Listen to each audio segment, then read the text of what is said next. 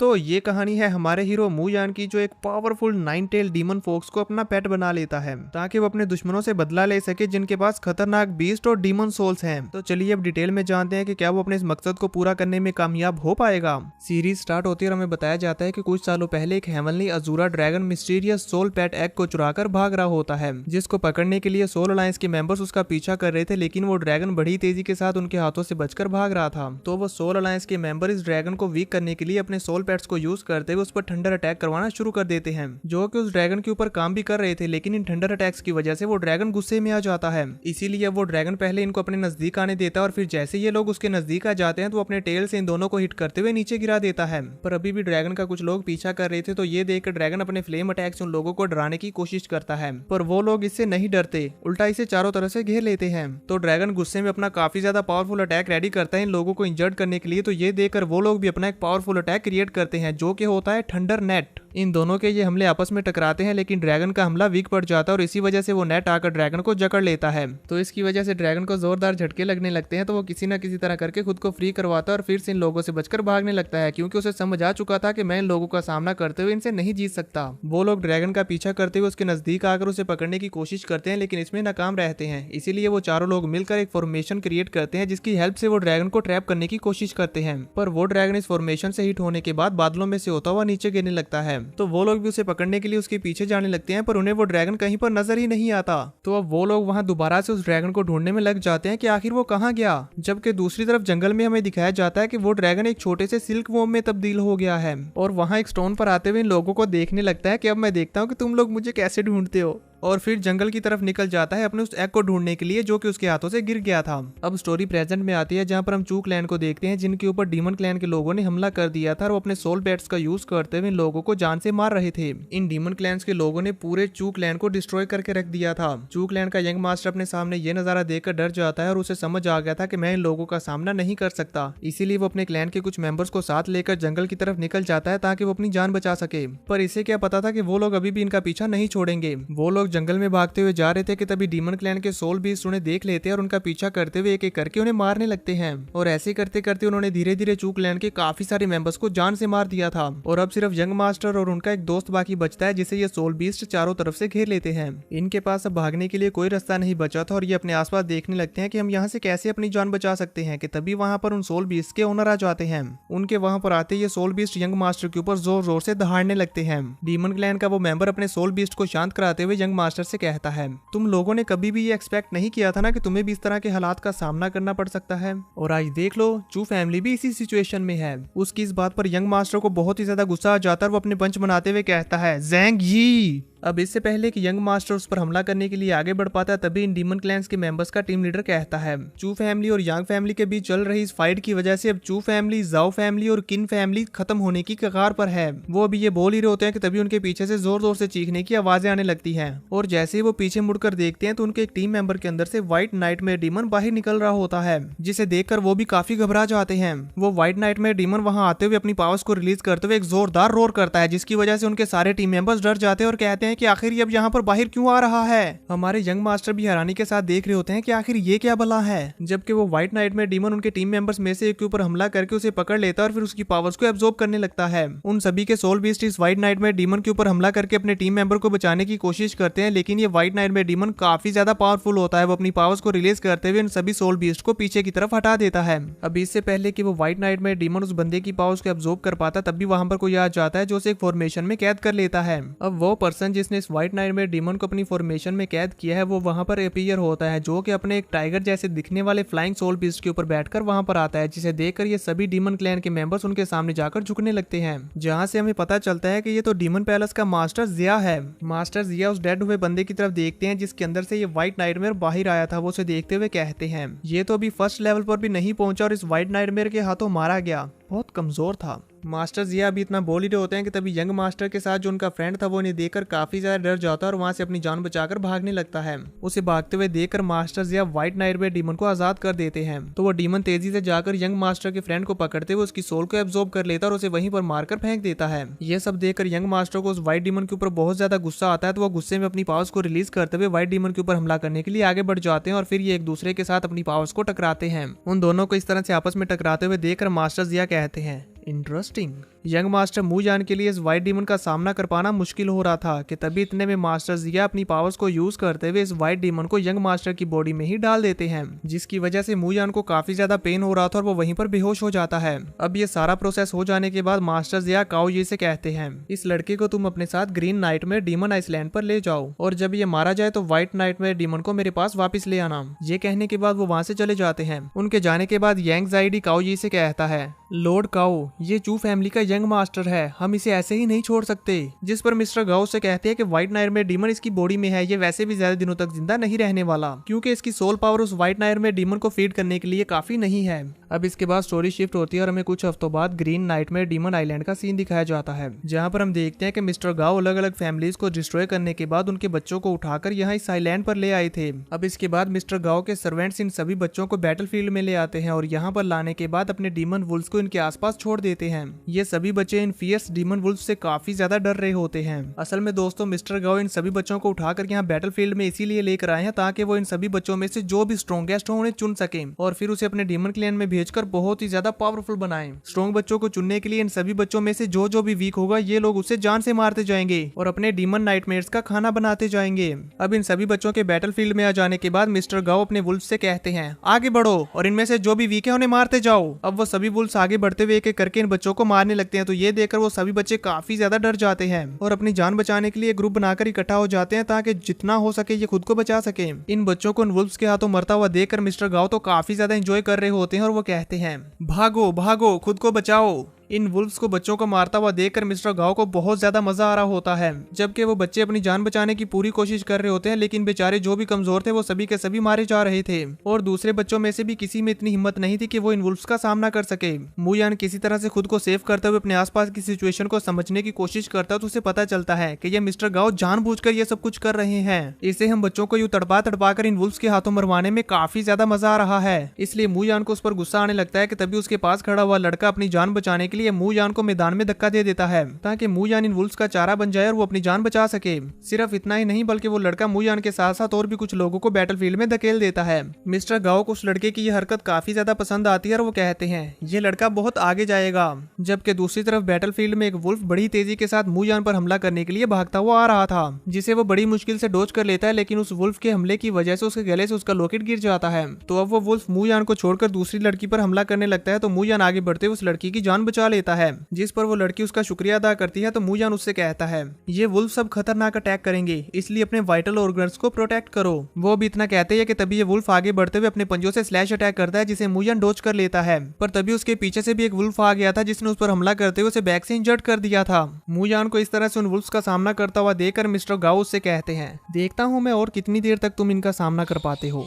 वो भी इतना कहते हैं कि तभी उनका एक सर्वेंट जोर जोर से ड्रम बजाने लगता है, जिसकी आवाज सुनकर ये सभी वुल्फ्स अपने अपने मास्टर के पास वापस चले जाते हैं। बैटलफील्ड में ये सब होता हुआ देखकर मास्टर गाओ का मजा किरकिरा हो गया था, इसलिए वो अपने उस सर्वेंट के पास जाते हुए उसे कहते हैं, ये तुम क्या कर रहे हो। मास्टर गाओ को इतने गुस्से में देखकर वो सर्वेंट उनके सामने घुटनों पर गिर जाता है और कहता है, लॉर्ड काओ, रूल्स के अकॉर्डिंग आधे से ज्यादा बच्चे मारे जा चुके हैं, इसी वजह से मैंने ऐसा किया। मास्टर गाओ को उस पर काफी ज्यादा गुस्सा था, इसलिए उसे किक करते हैं और फिर बचे हुए सभी बच्चों से कहते हैं, तुम सभी बच्चों को जिन्होंने भी सर्वाइव किया है, कांग्रेचुलेशंस, कल से तुम लोग इस आइलैंड में घूमने फिरने के लिए आजाद हो जाओगे, पर इस बात का ख्याल रखना कि तुम्हें अपना टाइम वाइजली यूज करना है, क्योंकि ये टाइम तुम लोगों के पास ज्यादा देर तक नहीं रहने वाला। ठीक 3 महीने बाद एक डुअल बैटल होने वाली है, जिसके लिए तुम लोगों को स्ट्रॉन्ग सोल पेट पकड़ना है और उसे अच्छे से ट्रेन करना है। और तुम लोगों को समझ तो आ गया होगा कि उस बैटल में क्या होने वाला है, अगर नहीं तो मैं बताता हूँ। उस बैटल में सर्वाइवल लिमिटेड होंगे, तुम सभी में से सिर्फ 10 लोग बच सकेंगे। ये कहने के बाद मास्टर गाओ वहां से जाने लगते हैं और अपने मन में सोचते हैं, अभी तो मैं तुम लोगों को कुछ टाइम के लिए और जिंदा रहने दे रहा हूँ। इसी के साथ व्यू चेंज होता है और दूसरी तरफ हम बैटलफील्ड में मूजान को देखते हैं, जो कि अपनी फैमिली की आखिरी बची हुई निशानी यानी कि अपने लॉकेट को लेने के लिए जा रहा होता है। जैसे वो अपने लॉकेट को पकड़ने लगता है तो वो मोटा लड़का जिसने अपनी जान बचाने के लिए मूजान और एक और लड़की को बैटलफील्ड में धकेल दिया था, वो मूजान के हाथ को अपने पाँव के नीचे कुचलते हुए कहता है, ओ तो तुम चू फैमिली से हो, तुम लोग तो हमेशा एरोगेंट और तकब्बुर में रहते थे, क्या तुमने कभी सोचा था कि तुम्हें भी ये सब एक्सपीरियंस करना पड़ेगा? ये कहते हुए वो हंसते हुए वहां से चला जाता है। मूयान को उस पर गुस्सा तो आ रहा था, लेकिन अभी के लिए वो कुछ नहीं कर सकता था, इसलिए वो अपने लॉकेट को उठाता है और वहां से अपने रूम की तरफ चला जाता है। व्यू चेंज होता है, हमें रात का सीन दिखाया जाता है जहाँ पर मूयान अपने रूम में होता है और उसके बैग पर जो इंजरी हुई थी वो उस पर मलहम लगाने की कोशिश कर रहा होता है। तभी इसी बीच उसकी रूममेट वहां पर आ जाती है और वो उससे कहती है, लाओ मैं तुम्हारी हेल्प करती हूँ। मेडिसिन लगाते साथ साथ वो मूयान का शुक्रिया अदा करती है और उससे कहती है, अगर आज तुम मेरी जान नहीं बचाते तो मेरा भी दूसरों की तरह हाल होता जो भी उस बैटलफील्ड में मारे गए, और आज मैं यहाँ वापस नहीं आ पाती। जिस पर मूयान उससे कहता है, अभी तुम्हें खुद को जिंदा बचने के लिए लकी नहीं समझना चाहिए, क्योंकि खतरा अभी टला नहीं है। उसकी इस बात पर वो लड़की जिसका नाम जिया है वो कहती है, हाँ, इस डुअल बैटल के अलावा यहाँ पर नाइटमेयर डीमंस भी तो हैं जो किसी भी वक्त हमारी जान ले सकते हैं। अब इसके बाद मूयान वहां से जाने लगता है तो जिया उससे कहती है, क्या मैं भी तुम्हारे साथ आऊं? पर मूयान उसे मना कर देता है और अकेले ही वहां से जंगल की तरफ निकल जाता है। इसके बाद नेक्स्ट डे मॉर्निंग में हम देखते हैं कि मूयान ने सोल बीस्ट को पकड़ने के लिए चारा डाला होता है और कुछ झाड़ियों के पीछे छुपकर बैठा हुआ था, ताकि जैसे उसके लिए कोई सूटेबल सोल बीस्ट आए तो वो उसे पकड़ ले। तभी वहां पर मूयान के डाले हुए चारे को उठाने के लिए एक छोटी सी मूनलाइट फॉक्स आती है, जो उस चारे को उठाने से पहले अपने आसपास देखती है कि कहीं ये किसी ने कोई ट्रैप तो नहीं बिछा रखा, पर उसे वहां पर कोई भी नजर नहीं आता, इसलिए वो उस चारे को उठाकर भाग जाती है। मूयान उस फॉक्स को अपना पेट नहीं बनाना चाहता था क्योंकि वो काफी ज्यादा वीक है, इसीलिए वो उसे वो कोर लेकर जाने देता है। लेकिन उसके जाने के बाद वो कहता है, मेरा सोल कोर तो वेस्ट हो गया, पर मुझे ये समझ नहीं आ कि इस तरह के फोक्स के माथे पर ये मून मार्क कैसे हो सकता है? क्या ये हाफ ब्लडेड है? ये सब सोचते हुए मूयान दोबारा से वहां पर चारा डाल देता है और फिर एक पेड़ पर जाकर बैठ जाता है और स्नैक्स खाते साथ साथ सोचता है, अगर यहाँ पर मुझे मेरे लिए सूटेबल बीस्ट नहीं मिला तो मैं रिस्क लेते हुए जंगल की ओर गहराई में जाऊंगा। तभी उसे अपने आसपास पेड़ की टहनियों में कुछ हलचल फील होती है। जैसे वो गौर से देखता है तो उसे वहां पर एक सिल्क वॉर्म मिलता है। जो सिल्क वॉर्म मूयान को भूखा लगता है, इसलिए वो अपना खाना उसे खिलाता है और कहता है, खाओ, हो सकता है कि तुम ही मेरी लाइफ में थोड़ा सा लक ऐड कर दो। उस सिल्क वॉर्म को मूयान की ये दरिया दिली पसंद आती है, इसलिए वो उसके शोल्डर पर चढ़ जाता है और मूयान को भी ये सिल्क वॉर्म काफी पसंद आता है, इसलिए वो उसे कुछ नहीं कहता और अपने साथ रख लेता है।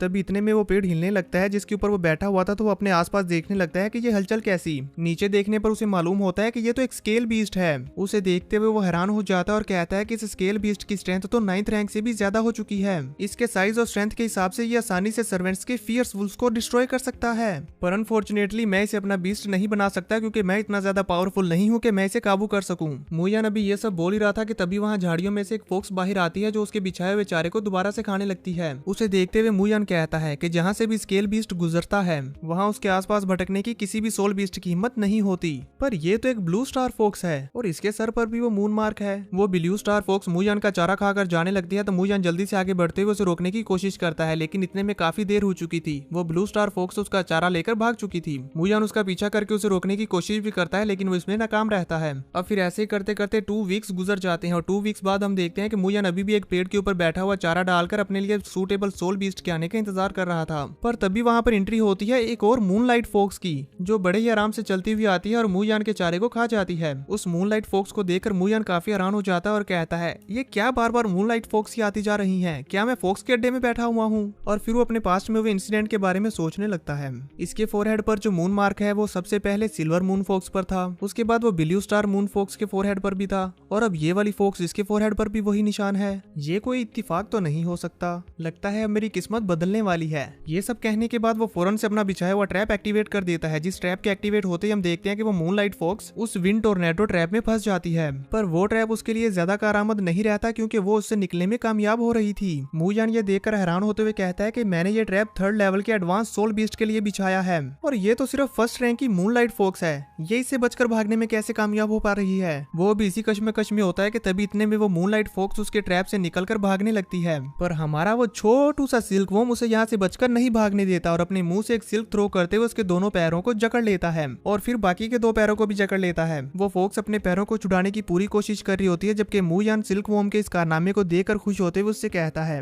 मैंने ये बिल्कुल भी एक्सपेक्ट नहीं किया था कि तुम अपने मुंह से सिल्क थ्रो कर सकते हो। अब उस सिल्क वॉर्म को शाबाशी देने के बाद मूयान मूनलाइट फोक्स के पास आ जाता है। वो फोक्स उसे अपने पास आता हुआ देखकर गुस्से में घुर्रा रही होती है और उससे दूर जा रही होती है। मूयान उसे देखते हुए कहता है, जैसे कि सोल बीस्ट के बारे में लिखा गया है कि म्यूटेटेड सोल बीस्ट के ऊपर उनके ओरिजिनल रेसिस का निशान रहता है, फिर चाहे वो कितनी ही बार ट्रांसफॉर्म क्यों ना हो जाए, उनका वो निशान हमेशा रहेगा। यानी कि ये एक म्यूटेटेड मूनलाइट फोक्स है। मूयान को समझ आ जाता है कि यही वो फोक्स है जो पिछले कुछ समय से मेरे सोल क्रिस्टल्स को खा रही है। ना सिर्फ ये म्यूटेटेड सोल बीस्ट है, बल्कि ये तो लगातार म्यूटेशन करते हुए अपनी सीरीज बना सकती है। इसका मुझे जो बार बार मिलना ये तो वाकई किस्मत का खेल है। मैंने तो सोचा ही नहीं था कि मुझे इसके जैसा सुपर रेयर सोल बीस्ट मिलेगा। मूयान काफी ज्यादा खुश हो जाता है और एक फॉर्मेशन बनाते हुए इस फोक्स के साथ कॉन्ट्रैक्ट करने की कोशिश करता है, लेकिन वो फोक्स जिसके साथ कॉन्ट्रैक्ट नहीं बनाती। तो अब मूयान उसे प्यार से समझाने लगता है, लिटिल फोक्स मैं तुम्हें हर्ट नहीं करना चाहता और मुझे पता है कि तुम किसी के हाथों कंट्रोल्ड होना नहीं चाहती। ये कहते हुए वो उसे प्यार से टच करने की कोशिश करता है, लेकिन वो फोक्स उसे जोर से काट लेती है। इसकी वजह से मूयान का ब्लड भी निकलने लगता है, लेकिन फिर भी वो अपनी बात को कंटिन्यू करते हुए कहता है,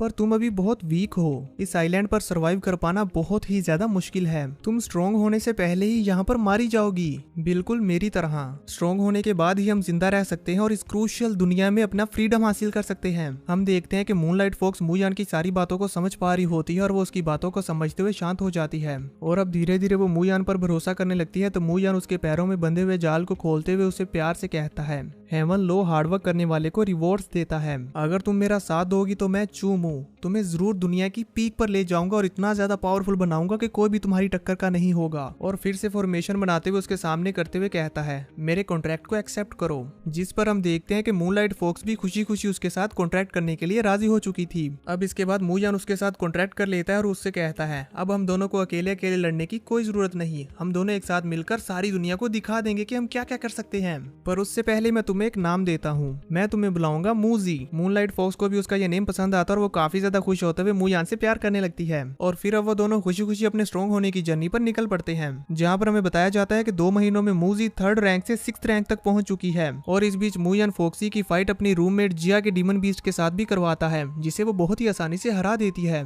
और ऐसे ही आपस में बैटल कर करके ये लोग काफी ज्यादा फाइटिंग एक्सपीरियंस हासिल करते हैं, ताकि जब बैटल हो तो ये इनके काम आ सके। फिर इसके बाद हमें कुछ दिनों बाद का सीन दिखाया जाता है, जहाँ पर मूयान एक बुक रीड करते हुए जंगल में जा रहा होता है, जिसमें डीमन बीस्ट की कल्टीवेशन और उनकी टेक्निक्स के बारे में नॉलेज होती है और इसमें फोक्सी के बारे में भी काफी सारी नॉलेज थी। मूयान अभी ये रीड कर ही रहा होता है कि तभी उसे अपने सामने एक ओरा महसूस होता है। जैसे वो अपने सामने देखता है तो वो देखता है कि ये तो एक पावरफुल जेड फ्लावर है, जिसके अंदर से काफी प्योर एनर्जी निकल रही होती है। मूयान उस जेड फ्लावर को उठाने वाला होता है कि तभी वहां पर वो मोटा लड़का आ जाता है जिसने इसकी इंसल्ट की थी। वो वहां पर आते ही मूयान को देखते हुए कहता है, तुम दोबारा से, अगर तुम्हें अपनी जान प्यारी है तो वो जेड फ्लावर फौरन मेरे हवाले कर दो, वरना मैं तुम्हें अपने फियर्स वुल्फ को खिला दूंगा। तो फोक्सी उसका सामना करने के लिए नीचे उतर आती है और मूयान बड़े ही एटीट्यूड के साथ उसे कहता है, अगर तुम यहाँ से अभी चले जाते हो तो मैं तुम्हारी जान को नॉकआउट डुअल से पहले बख्श दूंगा। जिस पर वो मोटू हंसते हुए कहता है, देखो तो जरा, अब तुम्हारे जैसे नकारा भी मुझे हराने निकले हैं। ये कहते हुए वो जोर जोर से हंसने लगता है, जिस पर मूयान उससे कहता है,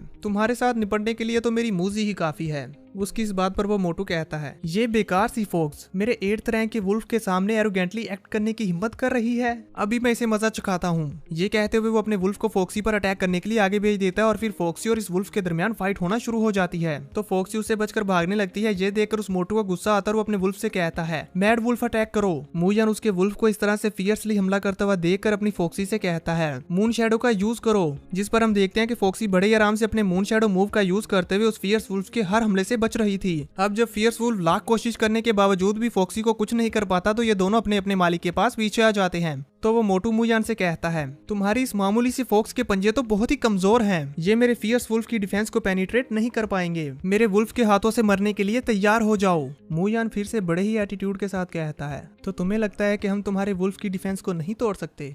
मूजी, चलो इस फियर्स वुल्फ की चीखें सुने। अपने मास्टर की ये बात सुनकर फोक्सी बड़ी तेजी के साथ आगे बढ़ती है और मून शैडो मूव को यूज करते हुए उस वुल्फ के पीछे चली जाती है और उसके बैक पर एक जोरदार पंजा मारती है और फिर दोबारा से मून शैडो मूव का यूज करते हुए अपने मास्टर के पास आ जाती है, जिससे सच में उस वुल्फ की चीखें निकल जाती है। वो मोटू ये देखकर हैरान हो जाता है और अपने वुल्फ की बैक पर फोक्सी के पंजों के निशान देकर कहता है, ये कैसे हो सकता है? ये फोक्स सिर्फ 6th रैंक पर है, इसके पंजे मेरे फियर्स वुल्फ को कैसे नुकसान पहुंचा सकते हैं? यहाँ पर कुछ तो गड़बड़ है। वो यहाँ पर ये सब सोच रहा होता है जबकि मूयान अपनी फोक्सी को आगे भेजते हुए इस फियर्स वुल्फ पर हमला करना शुरू कर देता है और ये दोनों बीस्ट आपस में लड़ने लगते हैं, जिसमें फोक्सी बड़े ही आराम से इस फियर्स वुल्फ को धूल चटाने लगती है। ये देखकर मोटू को भी समझ आ जाता है और वो कहता है, ये तो इसकी वीक फॉर्म है। मुझे यकीन नहीं होता कि मैं भूल कैसे गया, ये मूनलाइट फोक्स अपना भेस बदल सकती है। इसने अपनी कल्टीवेशन को छुपाया। अब क्योंकि इस मोटू को फोक्सी के बारे में सब कुछ पता चल चुका था, इसलिए मूयान भी अपनी फोक्सी से कहता है, इसे अपनी ट्रू स्ट्रेंथ दिखाओ। तो फोक्सी अब अपनी रियल फॉर्म में आ जाती है, जिसमें हम देखते हैं कि वो पहले से काफी ज्यादा बड़ी हो चुकी है और ना सिर्फ बड़ी हो चुकी है बल्कि अब 9th लेवल तक पहुंच चुकी है। मोटू से देखकर काफी ज्यादा हैरान हो जाता है और कहता है, 9th रैंक मूनलाइट फोक्स, ये तो पहले ही 9th रैंक के पीक लेवल पर पहुंच चुकी है। इस लड़के ने अपनी पावर्स को छुपा के रखा। अगर आज मेरी इसके साथ बैटल ना होती तो मुझे तो पता ही नहीं चलता है कि ये इतना ज्यादा पावरफुल हो चुका है। अगर हम कुछ दिन बाद होने वाले डुअल बैटल में मिलते तो मैं तो सोच भी नहीं सकता कि मेरा क्या हाल होता। ये सब सोचते हुए वो मूयान से कहता है, चूमू तुम्हें आज यहाँ पर मरना होगा। इसी के साथ उसका फियर्स वुल्फ फॉक्सी के ऊपर हमला करने लगता है तो फॉक्सी बड़े ही आराम से उसके सभी हमलों को डॉज करती जा रही थी। ये देखकर वो कहता है, अब टाइम आ चुका है इन्हें अपनी रियल एबिलिटी दिखाने की। फियर्स वुल्फ अपनी ट्रू ब्रूटैलिटी फॉर्म को यूज करो, अभी ब्लड थर्स्टी टेक्निक का इस्तेमाल करो। अपने मास्टर की ये बात सुनकर वो वुल्फ अपनी इस टेक्निक को परफॉर्म करना शुरू कर देता है, जिसके अंदर से काफी ज्यादा इवल ऑरा निकल रहा होता है। मूयान ये देखकर कहता है, बुरा हुआ, इसकी ब्लड थर्स्टी स्टेट तो काफी ज्यादा पावरफुल है। अगर इसने अपनी इस टेक्निक को सक्सेसफुली परफॉर्म कर लिया तो फिर मेरे लिए इसे रोक पाना बिल्कुल ही नामुमकिन हो जाएगा। मूयान अभी ये सोच रहा होता है कि तभी वो वुल्फ अपनी इस टेक्निक को सक्सेसफुली परफॉर्म कर लेता है और फिर फॉक्सी के ऊपर हमला करना शुरू कर देता है, जिसमें हम देखते हैं कि उसकी स्पीड बहुत ही ज्यादा बढ़ चुकी थी। फॉक्सी के लिए भी उसे देख पाना मुश्किल हो रहा था। वो भी फॉक्सी से बदला लेने के लिए उसके पीछे आ जाता है और अपने पंजे से उसके ऊपर एक जोरदार अटैक करने ही वाला होता है कि तभी मूयान उससे कहता है, मून शैडो टेक्निक का यूज करो, जिसे यूज करते हुए फौरन फॉक्सी उसके इस हमले से बच चुकी थी। जिस पर वो मोटू अपने वुल्फ से कहता है, मैड वुल्फ फौरन इन पर हमला करते रहो, इन्हें सांस लेने तक का चांस भी मत देना। वो वुल्फ लगातार फॉक्सी के ऊपर हमला करता जा रहा था तो मूयान फॉक्सी को उससे बचकर दूर जाने के लिए कहता है। तो फॉक्सी ऐसा ही करती है और वो उससे बचते हुए दूर जाकर एक पेड़ के ऊपर बैठ जाती है। जिस पर वो मोटू मूयान से कहता है, तुम्हें क्या लगता है कि इस तरह से डिस्टेंस मेंटेन करने से तुम बच जाओगे? तो अब ये मोटू अपनी एक ट्रिक का यूज करते हुए फॉक्सी को कहता है, तुम्हें नहीं लगता कि तुम्हारे ऐसा करने की वजह से तुम्हारे मास्टर की जान खतरे में आ जाएगी? उसकी इस बात पर फॉक्सी को गुस्सा आ जाता है और वो पेड़ से नीचे उतरते हुए फियर्स वुल्फ के ऊपर हमला करने लगती है। ये देखकर मोटू कहता है, अब आएगा मजा, इसे बेवकूफ बनाना तो बड़ा आसान है। गुस्से में होने की वजह से फॉक्सी जज्बाती होकर फियर्स वुल्फ के ऊपर हमला कर रही थी और इसी बात का फायदा उठाते हुए फियर्स वुल्फ फॉक्सी को एक जोरदार हिट करता है, जिसकी वजह से फॉक्सी वहीं पर गिर जाती है और दोबारा नहीं उठ पाती। ये देखकर मूयान अपना डैगर निकालकर फॉक्सी को बचाने के लिए आगे बढ़ता है तो फियर्स वुल्फ उस पर भी हमला कर देता है। और अब यहाँ पर मूयान भी बुरी तरह फंस चुका था, क्योंकि उस वुल्फ ने मूयान के बाजू को काट लिया था और उसके दूसरे हाथ से उसका डैगर भी छुड़वा दिया था। मूयान यहाँ पर कुछ भी नहीं कर पाता कि तभी इतने में बादल झड़ते हैं और वहां से मूनलाइट नीचे आती है जो सीधी फॉक्सी पर पड़ती है। उस मूनलाइट की पड़ने की वजह से फॉक्सी दोबारा से खड़ी हो जाती है और उसकी सारी इंजरी भी हील हो जाती हैं। वो मोटू जो बहुत खुश होते हुए बोल रहा होता है, चूमू अब मरो यहाँ पर। जैसे वो देखता है कि फॉक्सी दोबारा से उठ खड़ी हुई है और उसकी सारी इंजरीज भी हील हो चुकी हैं, तो ये देखकर वो काफी ज्यादा डर जाता है और कहता है कि फियर्स वुल्फ जल्दी से जाकर उस पर हमला करो और उसे गर्दन से दबोचते हुए जान से मार डालो। अब इससे पहले कि वो फियर्स वुल्फ ऐसा कुछ कर पाता तभी फॉक्सी बड़ी तेजी के साथ अपने मास्टर को बचाने के लिए आगे बढ़ती है और अपने पावरफुल स्लैशेस का यूज करते हुए उस फियर्स वुल्फ को वहीं पर मार डालती है। उस फियर्स वुल्फ के मरते साथ ही हम देखते हैं कि उस मोटू को कुछ होने लगता है और वो अपना सर पकड़कर जोर जोर से चीखने लगता है। ये देखकर मूयान हैरान हो जाता है कि इसे क्या हो रहा है, कहीं नाइटमेयर डीमन तो इसके अंदर से बाहर नहीं निकल रहा। और होता भी बिल्कुल ऐसे ही है। हम देखते हैं कि मोटू के अंदर से ग्रीन नाइटमेयर डीमन बाहर निकलता है, जो बाहर निकलते साथ ही उसकी सारी स्पिरिट एनर्जी को एब्जॉर्ब कर लेता है और इसी के साथ वो मोटू वहां पर राख बन के बिखर जाता है। इसके बाद वो नाइटमेयर डीमन वहां से चला गया था। मूयान मोटू का ये हाल हुआ देखकर कहता है, तो हमारा हाल भी किसी न किसी दिन ऐसा ही होगा। तभी मूयान को अपने सामने उस फियर्स वुल्फ की डेड बॉडी नजर आती है, तो वो भागकर उसके पास जाता है और उसके अंदर से उसका सोल क्रिस्टल निकालते हुए कहता है, काफी बड़ा सोल क्रिस्टल है इसका। यकीनन उस मोटू ने पहले इस फियर्स वुल्फ को पकड़ा होगा और उसके बाद ये हमारे साथ इस जेड फ्लावर को लेने के लिए फाइट करने लगा, तो इसी वजह से उसकी सोल पावर इतनी ज्यादा नहीं होगी कि वो नाइटमेयर डीमन को फीड कर सके। शायद यही वजह है जो वो मारा गया। अब ये सब सोचने के बाद वो मूजी से कहता है, काफी लेट हो चुकी है, चलो वापिस चलते हैं। वो वापिस जा ही होते हैं कि तभी अचानक से मूयान के सर में भी दर्द होने लगता है और वो जोर जोर से चीखते हुए वहीं पर बैठ जाता है। इसी के साथ उसके अंदर से व्हाइट आई डीमन बाहर निकलने लगता है। मूयान को मालूम हो चुका था कि अगर मैं ऐसे ही तड़पता रहा तो ये व्हाइट आई डीमन मुझे भी मार डालेगा, इसलिए वो वहां पर बैठ जाता और ध्यान लगाकर कल्टीवेशन करने लगता है ताकि वो इस व्हाइट आई डीमन को फीड करे, जिसके बाद ये व्हाइट आई डीमन दोबारा से इसके अंदर चला जाएगा और इससे इसकी जान बच जाएगी। और होता भी बिल्कुल ऐसे ही है। वो व्हाइट आई डीमन बाहर आता है और मूयान की स्पिरिचुअल एनर्जी को एब्जॉर्ब करने लगता है। मूजी अपने सामने ये सब कुछ होता हुआ देखकर काफी ज्यादा डर रही होती है, जबकि वो सिल्क वॉर्म वो तो डरते हुए बैग में छुप जाता है। पर मूयान की स्पिरिचुअल पावर इतनी ज्यादा नहीं थी कि वो इस व्हाइट आई डीमन को फीड कर सके, इसीलिए वो व्हाइट आई डीमन मूयान को पकड़ते हुए उसकी सोल को खाना शुरू कर देता है। अब क्योंकि मूयान की सारी स्पिरिचुअल पावर खत्म हो चुकी थी, इसी वजह से मूजी की भी सारी स्पिरिचुअल पावर खत्म हो चुकी थी। वो बेचारी तो खड़ी भी नहीं हो पाती। ऐसा इसलिए क्योंकि मूजी की स्पिरिचुअल पावर मूयान के साथ जुड़ी हुई है। अगर मूयान की स्पिरिचुअल पावर खत्म होगी तो मूजी की भी होगी। मूयान फिर से मेडिटेशन करने बैठ जाता है और अपनी सोल पावर से ही इस व्हाइट आई डीमन को खिलाने लगता है। और हम देखते हैं कि कुछ ही देर में वो व्हाइट आई डीमन अपना पेट भरने के बाद फिर से मूयान की बॉडी के अंदर चला जाता है। उसके जाने के बाद मूयान भी चैन का सांस लेता है और कहता है कि इसने मेरी 80% स्पिरिचुअल एनर्जी एब्जॉर्ब कर ली है, लेकिन ये सारी एनर्जी एब्जॉर्ब करने के बाद उसका तो लेवल अप हो गया, लेकिन अब मेरी एनर्जी सिर्फ 20% बाकी बची है।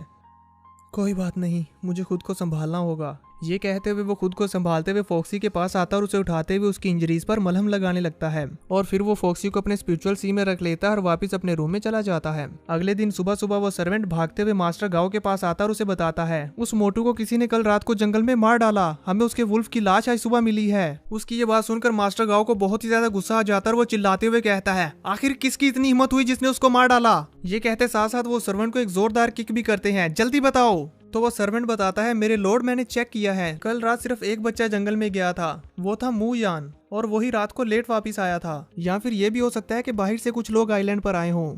जिस पर मास्टर गाओ कहते हैं ठीक है, सभी बच्चों को बैटलफील्ड में इकट्ठा करो। वो सर्वेंट डरते हुए जल्दी से उठकर वहां से भाग जाता है। अब मास्टर गाओ सोचने लगते हैं ऐसे रेयर बच्चे बड़ी ही मुश्किल से मिलते हैं जो इतने ज्यादा रूथलेस हों। मैं उस लड़के का काफी ज्यादा फायदा उठा सकता था। तभी व्यू चेंज हो जाता है और हम देखते हैं कि उस सर्वेंट ने सभी बच्चों को बैटलफील्ड में इकट्ठा कर दिया था। मास्टर गाओ वहां पर आते हुए उन सभी बच्चों से कहते हैं एक लड़का जिसका नाम जाओ शेंगमू था, वो कल रात जंगल में मारा गया। क्या तुम सब में से कोई जानता है कि उसको किसने मारा? मास्टर गाओ की ये बात सुनकर वो सभी बच्चे आपस में बातें करने लगते हैं कि वो तो हम सब में से ज्यादा पावरफुल था और उसके पास तो 8th रैंक का फियर्स वुल्फ भी था, उसे भला कौन मार सकता है। जबकि मू यान की रूममेट सोच रही होती है कि क्या ये कोइंसिडेंस हो सकता है कि मू यान कल रात ही इंजर्ड हो के आया, कहीं इसने ही तो उसे नहीं मारा। तो अब मास्टर गाओ उन सभी बच्चों से कहते हैं अब क्योंकि तुम सभी बच्चों में से कोई भी अपना मुंह नहीं खोल रहा कि किसने उसने मारा है, इसलिए तुम सभी को इसकी सजा मिलेगी। लाइफ एंड डेथ का डुअल मैच जो कि कुछ दिनों बाद होने वाला है वो कल स्टार्ट होगा। सभी बच्चे अपने अपने सोल बीस्ट को तैयार कर लो। ये कहते हुए मास्टर गाओ वहां से चले जाते हैं। जबकि मू यान सोच में पड़ जाता है और कहता है कल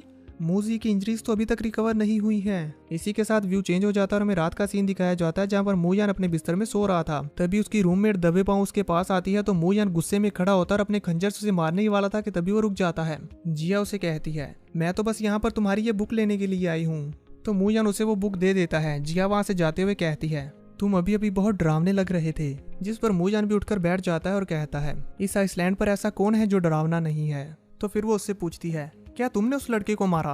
अब क्योंकि जाओ शेनमू यहाँ पर नहीं है तो फैंग गाओ और जी किंग यहाँ पर सबसे ज्यादा स्ट्रॉन्गेस्ट हैं। स्पेशली जी किंग, मैंने सुना है वो बहुत ईवल है। मू यान उसकी बात को पूरा होने भी नहीं देता और कहता है कल life and death dual match है, जाओ जाकर आराम कर लो और मुझे भी करने दो। जिया वहां से चली जाती है और फिर इसी के साथ सीन चेंज होता है और हमें नेक्स्ट डे का सीन दिखाया जाता है जहां पर सभी बच्चे बैटलफील्ड में इकट्ठा हुए थे। तो मास्टर गाओ का वो सर्वेंट आगे आते हुए सभी बच्चों को मैच के रूल समझाने लगता है। तुम सभी अभी टोटल 40 लोग हो जिनके बीच डुअल बैटल होगी और जो जीतेगा वही जिंदा बचेगा और इस बैटल के खत्म होने तक सिर्फ 10 लोग जिंदा बचेंगे। सर्वेंट की ये बात सुनकर मू यान सोचने लगता है मूजी अभी सिर्फ 50% रिकवर हुई है, क्या मैं लगातार अपने 2 ओपोनेंट्स को हरा पाऊंगा? तभी मास्टर गाओ भी सभी बच्चों से कहते हैं इस लास्ट अपॉर्चुनिटी का फायदा उठाओ और जिंदा रहने के लिए अपने सामने आने वाले ओपोनेंट को टुकड़े टुकड़े कर दो। मास्टर गाओ की ये बात सुनकर उन सभी बच्चों में से एक बच्चा बहुत ज्यादा डर जाता है और कहता है नहीं नहीं मुझे मरना नहीं है, मुझे मरना नहीं है। ये कहते हुए वहां से भागकर बैटलफील्ड से बाहर जाने लगता है। ये देखकर मास्टर गाओ अपने स्पिरिचुअल बीस्ट को बाहर निकालते हैं जो कि एक वुल्फ होता है और ये वुल्फ बीस्ट बहुत ही ज्यादा खतरनाक और खूंखार था।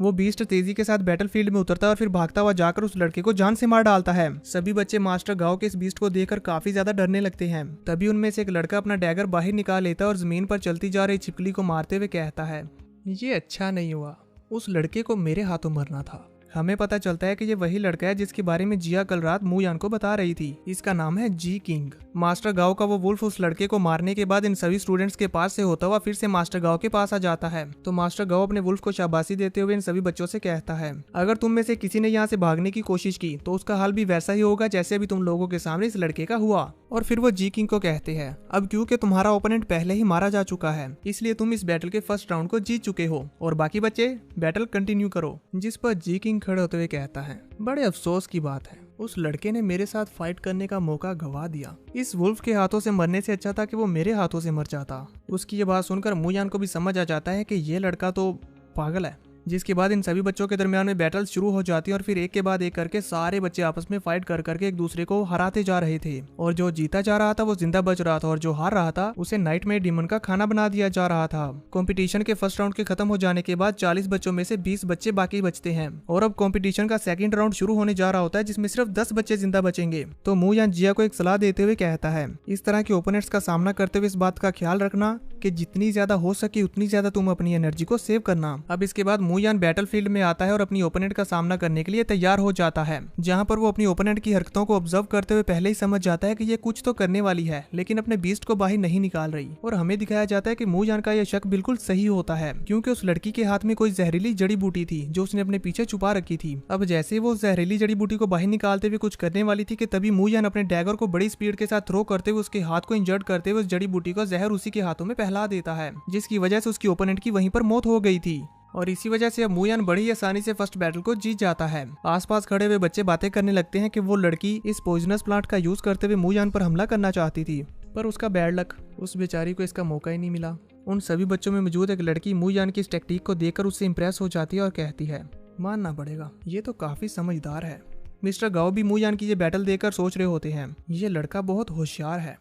लेकिन तभी वो अपने सर्वेंट को अपने पास बुलाकर उसके कान में कुछ कहते हैं, जिस पर वो सर्वेंट मास्टर गाओ के कहे अनुसार जी किंग की फाइट मूयान के साथ फिक्स कर देता है। अब एक एक करके सभी बच्चों के दरमियान बैटल होती है और जो भी हारता जा रहा था उसे नाइटमेयर डीमन का खाना बनाया दिया जा रहा था। वैसे हमें ये बैटल डिटेल्स में तो नहीं दिखाई जाती कि कौन किस तरह से फाइट कर रहा है, लेकिन हाँ थोड़ी थोड़ी झलकियां जरूर दिखाई जाती है, वो सब आप स्क्रीन पर भी देख सकते हैं। और अब ये सारे मैचेस हो जाने के बाद फाइनल मैच होता है मूयान और जी किंग के बीच में। मूयान बैटलफील्ड में आता है तो जी किंग भी वहां पर आते हुए मूयान से कहता है, तुम किस तरह से मरना पसंद करोगे। उसकी ये बात सुनकर और उसकी अजीब अजीब हरकतों को देखते हुए मूयान कहता है, ये सच में साइकोपैथी है। मास्टर गाओ अब बड़े ही जोश के साथ इन दोनों के दरमियान ये बैटल स्टार्ट करवा देते हैं। बैटल स्टार्ट होते ही ये दोनों अपने अपने स्पिरिचुअल बीस्ट को बाहर निकाल लेते हैं, जिसमें हम जानते हैं कि मूयान का स्पिरिचुअल बीस्ट तो फोक्सी ही है, जबकि जी किंग का स्पिरिचुअल बीस्ट होता है स्केल स्नेक, जो कि बहुत ही बड़ा और पावरफुल स्नेक होता है। और इसका पॉइजन उसका तो पूछो ही मत, वो बहुत ज्यादा डेंजरस है। इसी के साथ साथ जी किंग अपने डैगर को मूयान के ऊपर थ्रो कर देता है और उसे मारने की कोशिश करता है, लेकिन मूयान बड़े ही आराम से उसके इस डैगर को साइड की तरफ हटा देता है। जी किंग जब देखता है कि मेरे इस हमले का तो मूयान के ऊपर कुछ भी असर नहीं हुआ, तो वो उससे कहता है, उप्स, मेरा डैगर मेरे हाथ से फिसल गया। अब फोक्सी गुस्से में आगे बढ़ते हुए उस स्नेक के ऊपर हमला करना शुरू कर देती है, लेकिन हम देखते हैं कि उसके हमलों का उस स्नेक के ऊपर कुछ भी असर नहीं होता, क्योंकि उसकी चमड़ी बहुत ही ज्यादा सख्त थी। इसीलिए वो हमला करने के बाद फौरन से अपने मास्टर के पास आने की कोशिश करती है, लेकिन वो स्नेक उस पर हमले करते हुए उसे भागने ही नहीं देता और फिर उसे अपनी बॉडी में जगड़ कर मारने की प्लानिंग करने लगता है। तो मूयान फोक्सी से कहता है, जल्दी से वहां से निकलो वरना ये तुम्हें जकड़ लेगा। तो फोक्सी अपने मास्टर की बात मानते हुए जल्दी से उस स्नेक के जाल से बाहर निकलकर बैटलफील्ड में आ जाती है। ये देखकर जी किंग अपने स्नेक को ऑर्डर देता है, इस पर अपने पॉइजन से हमला करो। वो स्नेक मूजी के ऊपर अपना पॉइजन फेंकने लगता है, तो मूजी बड़ी मुश्किल से उसे डॉज कर रही होती है, लेकिन इसी बीच उसकी पूंछ के ऊपर वो पॉइजन थोड़ा सा लग जाता है, जो उसकी पूंछ के बालों को जला के रख देता है। ये देखकर मूयान कहता है, इस स्नेक का वेनम तो बहुत खतरनाक है। सिर्फ इतना ही नहीं, उसका डिफेंस भी बहुत हाई लेवल का है और उसके स्केल को मेरी फोक्सी के पंजे भेद नहीं सकते। इसके बावजूद भी वो स्नेक फोक्सी की जान नहीं छोड़ता और उसे खाने की कोशिश करता रहता है। तो ये देखकर मूयान उसे कहता है, मून शैडो टेक्निक का यूज करो। जी किंग ये देखकर हैरान होते हुए कहता है, मून शैडो टेक्निक तो अच्छी है, पर अनफॉर्चुनेटली ये सिर्फ भागने के लिए काम आती है। वो स्नेक बड़े ही जोरों शोरों से फोक्सी को खाने में लगा होता है, जबकि फोक्सी मून शैडो टेक्निक का यूज करते हुए बार बार उससे बच रही थी। मूयान पीछे खड़ा हुआ सोच रहा होता है कि आखिर मैं कैसे इस स्नेक को हराऊं। तभी वो भी बड़ी तेजी के साथ अपने डैगर को जी किंग के ऊपर थ्रो करता है, लेकिन उसका स्नेक उसके सामने आते हुए अपने मास्टर को प्रोटेक्ट कर लेता है। इसी दौरान मूयान को एक अपॉर्चुनिटी नजर आती है उस स्नेक को इंजर्ड करने की, इसीलिए वो फोक्सी से कहता है, जल्दी से आगे बढ़ो और अपने मून स्लैशेस को यूज करो। फोक्सी भी तेजी के साथ आगे बढ़ते हुए अपनी पूरी जान लगा देती है और बड़े ही जोर के साथ उसके ऊपर अपने मूनलाइट स्लैश अटैक करती है, जो कि सीधे जाकर उस स्नेक को हिट भी होते हैं, लेकिन इनके बावजूद भी उसकी स्नेक की डिफेंस पर इसका कुछ भी असर नहीं होता। ये देखकर आसपास खड़े हुए सभी बच्चे हैरान हो जाते हैं कि ये स्नेक तो सच में बहुत ज्यादा स्ट्रॉन्ग है, जबकि फोक्सी ये हमला करने के बाद वीक हो चुकी थी और उसके हाथ भी कांप रहे होते हैं। वो लड़की जो मूयान से इंप्रेस हुई थी, वो जिया के पास आते हुए कहती है, तुम्हारा रूममेट तो आज बहुत अनलकी है जो उसको जी किंग का सामना करना पड़ा। मुझे नहीं लगता कि वो जी किंग को हरा पाएगा। तो जिया उससे कहती है कि उसकी मूनलाइट फोक्स अभी तक फुली रिकवर नहीं हुई, वो अभी भी कमजोर हालत में है। जिस पर वो लड़की कहती है, कमजोर हालत में है? तुम्हें दिख नहीं रहा कि वो इससे भी ज्यादा बुरी सिचुएशन में है? जिया गुस्सा करते हुए उसे कहती है, जरूरी नहीं कि ऐसा हो। जिस पर वो लड़की हैरान होते हुए अपने मन में सोचती है, क्या जिया उस लड़के में इंटरेस्टेड है? आखिर ये किस तरह की बकवास बात कर रही है? वहीं दूसरी तरफ हमारा हीरो मूयान सोच रहा होता है कि मैं इस स्नेक को कैसे हराऊं, और उसे एक आइडिया भी आ जाता है, इसीलिए वो आगे बढ़ने लगता है। तभी इतने में वो स्नेक अपने अंदर से ईवल ऑरा बाहर निकालने लगता है और जी किंग बहुत ही ज्यादा खुश होते हुए कहता है, अब तुम्हारी फोक्स हमसे नहीं बच पाएगी। मेरा स्नेक बहुत ही ज्यादा भूखा है, ये उसे एक ही बाइट में खा जाएगा। आसपास खड़े हुए बच्चे उस स्नेक के अंदर से इतना ज्यादा ईवल ऑरा निकलते हुए देखकर काफी ज्यादा हैरान हो जाते हैं और कहते हैं, हाँ ये स्नेक तो सच में अब बहुत ज्यादा खूंखार हो चुका है। जबकि दूसरी तरफ मूजान भी काफी ज्यादा परेशान हो रहा है कि अब मैं क्या करूं। तभी उसे एक आइडिया सूझता है और वो कहता है, मूजी क्या तुम तैयार हो, हमें ये रिस्क लेना ही होगा। जिस पर फॉक्सी भी उसकी इस बात पर राजी हो जाती है और ये रिस्क लेने के लिए तैयार हो गई थी। तो वो फॉक्सी से कहता है, जल्दी से मून शैडो टेक्निक का यूज करो और 2 हिस्सों में बढ़ जाओ। तो वो ऐसे ही करती है। मास्टर गाओ भी ये देख रहे होते हैं और वे देखते हुए कहते हैं, ये फॉक्स उस स्नेक के हमले से नहीं बच पाएगी। और वो लड़की भी जिया से कहती है, मूजान का अब यहीं पर अंत हो जाएगा। जबकि वो स्नेक अपना बड़ा सा मुंह खोलते हुए मूजी को खाने ही वाला होता है कि तभी मूजी खुद ही उसके मुंह में जंप कर देती है। मूजी को ऐसा करता हुआ देखकर जी किंग बहुत ही ज्यादा खुश हो जाता है और कहता है, वाओ शानदार, मरने का ये बहुत अच्छा तरीका है। ये कहते हुए वो जोर जोर से हंस रहा होता है और खुशी मना रहा होता है। तभी इतने में उसका स्नेक दर्द के मारे कड़हाने लगता है। ये देखकर वो काफी ज्यादा हैरान हो जाता है कि ये अचानक से मेरे स्नेक को क्या हो रहा है। जबकि मूजान खुश होते हुए बोल रहा होता है, हाँ ये वाकई ब्यूटीफुल मूनलाइट ब्लेड है।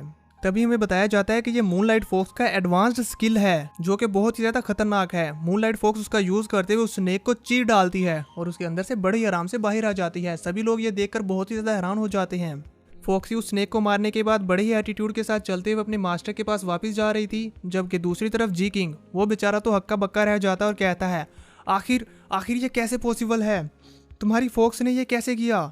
जबकि मास्टर गाओ मूनलाइट फॉक्स की रियल फॉर्म देखकर कह रहे होते हैं, इस लड़के मूजान ने अपनी फॉक्स की ट्रू फॉर्म मुझसे छुपाई, मतलब मुझे धोखा दिया। अब क्योंकि मूजान जीत चुका था इसलिए जी किंग को मरना होगा। जैसे ही सर्वेंट्स जी किंग को लेने के लिए आगे बढ़ रहे होते हैं तो जी किंग उन्हें अपनी तरफ आता हुआ देखकर कहता है, नहीं नहीं, मैं नाइटमेयर्स के हाथों मरना नहीं चाहता। इसीलिए वो अपने पास पड़ा और डैगर उठाता है और अपना गला काटते हुए अपनी जान ले लेता है। अब मूजान मूजी को अपने स्पिरिचुअल वर्ल्ड में भेज देता है और अपने डैगर को उठा लेता है। तभी मिस्टर गाओ बोल रहे होते हैं, मैंने सोचा था कि ये लड़का मामूली सा है लेकिन ये तो बहुत होशियार निकला, इसीलिए मैं अब इसे और जिंदा नहीं रहने दे सकता। इसी के साथ वो मूजान के ऊपर अपनी एक टेक्निक को यूज करते हैं जो कि होती है मेंटल सप्रेशन, जिसकी वजह से मूजान के सर में बहुत ही ज्यादा दर्द होने लगता है। मूजान को इतने दर्द में देखकर फॉक्सी चटपटाने लगती है। जबकि उसके क्लासमेट्स मिस्टर गाओ से कहते हैं, वो पहले से ही कंपटीशन जीत चुका है तो फिर आप ऐसा क्यों कर रहे हैं। मिस्टर गाओ बैटलफील्ड में उतर आते हैं और कहते हैं, चू मू, तुम बहुत होशियार बन रहे थे, मैंने तुम्हें एक चांस दिया था लेकिन तुमने मुझसे झूठ बोला, मुझे धोखा दिया, मैं अभी तुम्हारे टुकड़े टुकड़े कर दूंगा। फॉक्सी सोल सी के अंदर बहुत ज्यादा झटपटा रही होती है और मूजान से बोल रही होती है, मुझे बाहर आने दो। लेकिन मूजान उसे बाहर आने नहीं देता और कहता है, परेशान मत हो, मैं बिल्कुल ठीक हूँ, मुझे कुछ नहीं होगा। अब मिस्टर गाओ मूजान के सर के ऊपर आकर खड़े हो चुके थे और उससे कहते हैं, क्या तुमने ही जाओ शेंग मू को मारा है। पर मूजान को तो बहुत ही ज्यादा पेन हो रहा था इसलिए वो बोल नहीं पा रहा था। लेकिन मिस्टर गाओ वो उसे एक जोरदार पंच करते हुए वहीं पर बेहोश कर देते हैं और फिर वो अपने वुल्फ से कहते हैं, इसे जान से मार डालो। जैसे उनका वुल्फ मूजान को काट खाने लगता है तभी आसमान से एक आवाज आती है, गाओ ये आवाज सुनकर मिस्टर गाओ फौरन से घुटनों पर आ जाते हैं और कहते हैं, मास्टर जिया। तो मास्टर जिया उसे कहते हैं, मैं व्हाइट नाइटमेयर डीमन को और भी ज्यादा स्ट्रॉन्ग बनाना चाहता हूँ और इसके लिए इस होस्ट की बॉडी एक्सीलेंट है, इसलिए व्हाइट नाइटमेयर डीमन को इसके अंदर रहने दो और इसे जिंदा छोड़ दो। जिस पर मास्टर गाओ कांपती हुई आवाज के साथ कहते हैं, यस मास्टर। और फिर वो बड़े ही एटीट्यूड के साथ खड़े होते हुए वहां पर मौजूद बच्चों से कहते हैं, तुम में से कौन है जो इसका रूममेट है, इसे उठाओ और अपने साथ रूम में ले जाओ। ये कहते हुए वो वहां से चले जाते हैं और जिया मूजान को उठाते हुए रूम में ले जाने लगती है। पर मूजान को इसके ऊपर बहुत ज्यादा गुस्सा आ रहा था। वो कहता है, गाओ ये।